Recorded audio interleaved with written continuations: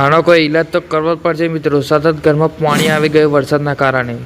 જય હિન્દ અને જય માતાજી મિત્રો. ફરીથી તમારું વધી શકે છે છોટો બ્લોગમાં. તો બધાને જય માતાજી અને જય શ્રી રામ મિત્રો. ફૂલ વાવાઝોડું અને વરસાદ સાથે ફૂલ આનંદ લીધો. જુઓ મિત્રો, વરસાદ એટલે ફૂલ એક નંબર 180 સ્પીડમાં પડતો હશે. જુઓ ખાલી. પછી વાવાઝોડામાં ઉડતું કાળુભાઈ પડ્યા. જુઓ ખાલી. કાળુભાઈ ઉડતા ઉડતા આવીને ડાયરેક્ટ ધાબા પર પડે એટલે વરસાદ ફૂલ આવી જાય. જુઓ મિત્રો, ભાઈ કાળુભાઈને આપણે ખાટલો ડાળી દીધો ફૂલ બાકાચી કીધું ને આપણે હતી બેસીને આનંદ લઈશું. ચલો. અને કાળુભાઈ પાછા ઉપરથી ટપક્યા ન્યાચે ઉડતું.